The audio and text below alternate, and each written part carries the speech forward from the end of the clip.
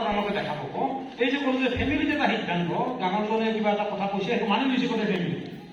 তাৰপিছত 25টা পৰিয়াল আছে এটা চুবুৰীত 25টা পৰিয়ালৰ এটা সিদ্ধান্ত হৈ গ'ল আৰু সেই চুবুৰীখনে সেই সিদ্ধান্তটো চলিব আৰু সেইবিলাক যদি ভাল সিদ্ধান্ত যদি তেনেকুৱাকৈ হয় তেতিয়াহ'লে আপোনালোকে চাওঁতে সিদ্ধান্তৰ শক্তি কিমান হয় এতিয়া সেই সিদ্ধান্ত নাহে এটা পৰিয়াল যদি 4জনীয়া পৰিয়াল 5জনীয়া পৰিয়াল তাতে আপুনি দেখা পাব তাৰ সেইখিনি মাত্ৰতো মানে মইতো পতি পত্নীৰ কথা নকওঁৱেই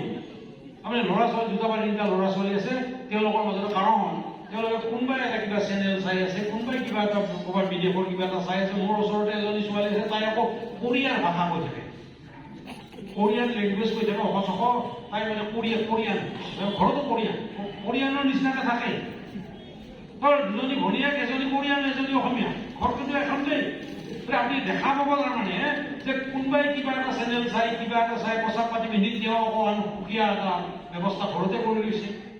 এওঁ আকৌ দুটা ল'ৰা ছোৱালী আছে তেওঁ এটা কৰি লৈছে খাদ্য তেনেকুৱা ধৰণে মানে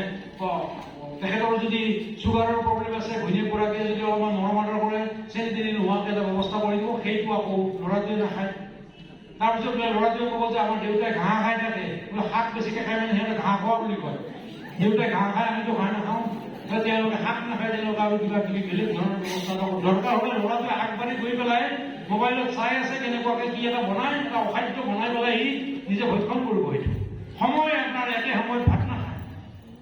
কোন কেতিয়া একো ঠিক নাই এনেকুৱা ধৰণৰ কথা গতিকে 4জন মানুহৰ মাজত যদি আপুনি পৰিয়ালত চাই কিমান বৈষম্য কিমান পাৰ্থক্য তাতে আহিছে গতিকে পৰিয়ালত যদি সিদ্ধান্ত নাই আপুনি এটা চুবুৰীত সিদ্ধান্ত হ'ব নেকি সেইকাৰণে আপুনি দেখা পাব মইতো বেয়া কথাটো কোৱাই নাই ভালৰ সিদ্ধান্ত যাতে হ'ব লাগে সিদ্ধান্তটো ক'ৰবাত হ'ব লাগিব গতিকে আপোনাৰ দেখা পাব যে সিদ্ধান্তৰ ফালে আমি ৰাইজ যাব নোৱাৰা অৱস্থালৈকে লাহে লাহে গুচি গৈ আছোঁ ৰাজনৈতিকভাৱেতো কথাটো কি হ'ব বেলেগ ধৰণৰ কথা মই ৰাজনৈতিক কথাটো নকওঁৱেই কিন্তু সামাজিকভাৱেও আমি এটা সিদ্ধান্ত ল'ব নোৱাৰা অৱস্থালৈকে গৈ আছোঁ আৰু এই অৱস্থা আমাৰ প্ৰত্যেকৰে দায়িত্ব বাঢ়িছে আৰু যিহেতু আমি শিক্ষকসকল গোষ্ঠী হিচাপে আমি সামাজিক প্ৰাণী সমাজখন আমাৰ লগত সদায় আছে আৰু সমাজে অলপমান আমাক নিয়ন্ত্ৰণ কৰে যদিও সাংঘাতিক মৰম কৰে এতিয়াও এজন শিক্ষক বজাৰলৈ গ'লেও শিক্ষক হৈ থাকে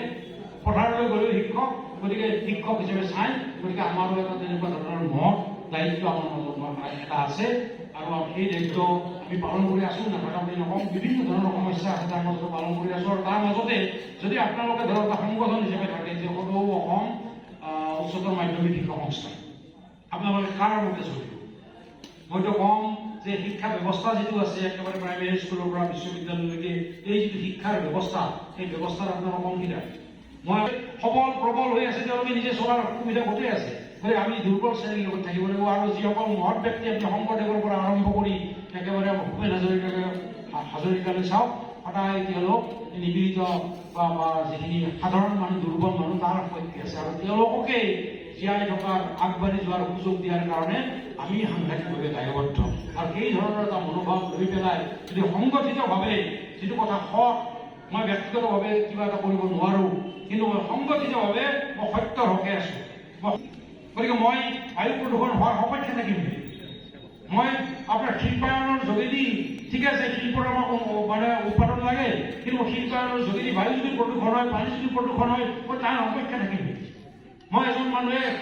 কম পকাই আছে তাৰ প্ৰতিভা আছে তাৰ সকলোখিনি আছে আগুৱাই যোৱাৰ কাৰণে ৰাস্তা নাই তেওঁ দুৰ্বল মই তেওঁক সহায় নকৰিম নেকি আজি ভূপেন হাজৰিকাৰ যিটো মানুহে মানুহৰ বাবে যিটো গীত একেবাৰে সৰু চুটি গীত আৰু সেই গোটেই গীতটোৱে সমগ্ৰ পৃথিৱী জুৰি যেতিয়া বেলেগ বেলেগ ভাষা লাগে আজিতো আপোনাৰ আমাৰ ইয়াতে মানুহে মানুহৰ বাবে যিটো গান সেইটো কাৰণে আমাৰ ইয়াতে যিটো প্ৰাধান্য পায় তাতকৈ বেংগল নাইবা বাংলাদেশত মই নিজে দেখা পাই আহিছোঁ কি ধৰণে প্ৰাধান্য পায় ভাবিব নোৱাৰে আৰু তাত কিন্তু দুৰ্বল মানুহে যদি আপোনাৰ তাতে সেইটো কথা কৈছে দুৰ্বল মানুহে যদি অসুবিধা পায় তুমি অকণমান সহায় কৰা তুমিতো হেৰুৱাবা কি সেইটো আদৰ্শই হ'ল অতি মহান আদৰ্শ আৰু শিক্ষকসকল সেই মহান আদৰ্শৰ লগত জড়িত আছে আৰু এই মহান